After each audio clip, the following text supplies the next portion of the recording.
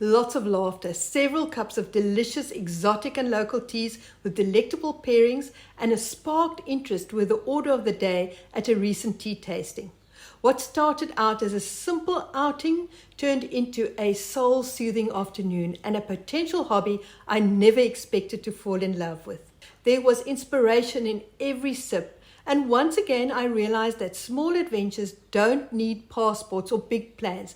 They just need an openness to do something, and even better, do something different. Join me as I share my delightful tea experience and why we should go on soul-soothing adventures. And of course, I'll be encouraging you to take your own small and exotic adventures and quests. I'm the Forest Fairy. Welcome to my corner of the woods where I'm rebuilding, revamping, redesigning a magical life and hopefully inspire you to gather your own fairy dust. Hello everyone, I hope you're having a fabulous week. I'm sitting here with a cup of tea, of course, reminiscing on the wonderful soul-soothing adventure I had this week. A tea tasting in a nearby village, and I just had to share it with you. As many of you know, tea is my warm beverage of choice. I know coffee is the flavor of the decade or even the century, and it's very hip to be a coffee drinker, swan around in coffee shops and have the latest coffee machine.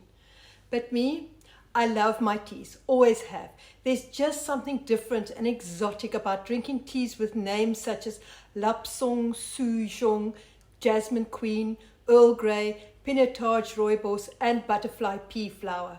In fact, over the past couple of weeks, I've been adding the name of the tea that I'm drinking in the conversation to the video's description, so keep a lookout for that. It was a delightful afternoon with 5 other women, all lovers of tea and clearly lovers of laughter, as there was much to go around. The first thing I learned was that tea, as I understood the beverage, is actually just those beverages made from the leaves of the Camellia sinensis bush.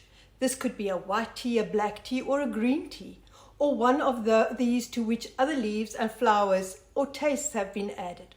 The rest, such as our local rooibos tea and my chrysanthemum tea, are known as infusions. Rooibos, grown along the southwestern part of the country, has soared in popularity to its wonderful health benefits and has grown in popularity in countries such as Japan, Germany, the Netherlands, UK, US, and France. I love a cup of rooibos and have recently discovered the rooibos Earl Grey. Delicious. Moving from the more technical background of tea, our hostess at Casa in Naartjie then began spoiling us with 5 teas and infusions accompanied by beautifully curated bites.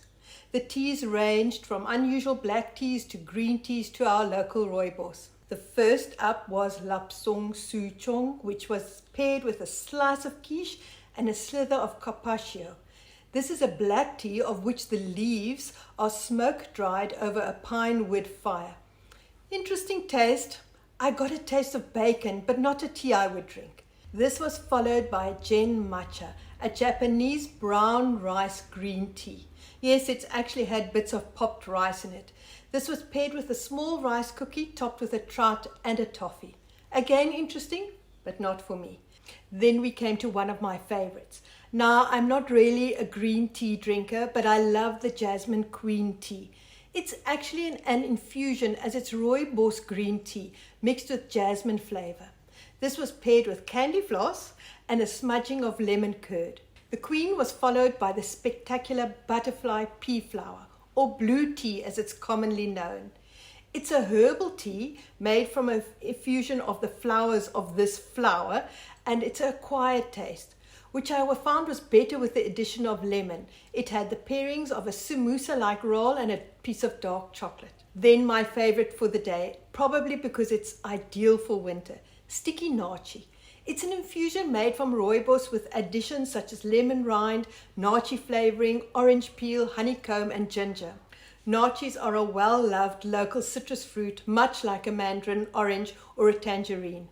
The sticky naartjie was topped with frothy milk and cinnamon and paired with a traditional South African confectionery, a cook sister, which is made of fried dough infused in syrup or honey. This was deliciousness in a cup and an afternoon of incredible inspiration. What teas or infusions are unique to your region? Please share with us in the comments below. I left with a desire to delve deeper than my current stack of about 15 teas, and the feeling that this is one of those interesting hobbies that I spoke about in our conversation, what would I rather be doing in my 60s? I had a very content feeling of having been on a soul-soothing adventure, which just may turn into a soul-stretching hobby and an even bigger adventure. Our hobbies, our adventures can fill us with joy, allow us to flow, teach us new skills, connect us with inspiring people, build our resilience, and open us up to more possibilities. Remember the women I mentioned in this conversation on what we would rather be doing? The one who became an expert on Mesopotamia? A hobby can stay a favorite hobby, nothing wrong with that, or it could become a full-blown adventure. What's your next soul-soothing adventure? If you don't have one, start planning one, even if it's a small one around the corner like mine. And so there you have it. Thanks for allowing me to share my tea tasting with you, and I hope it's inspired you to plan some adventures. If you enjoyed this conversation, you might just like the one on bad habits I'm ditching, what I would rather be doing in my 60s. Wishing you a week filled with small adventures and, of course, sprinklings of fairy dust. Until next time, goodbye.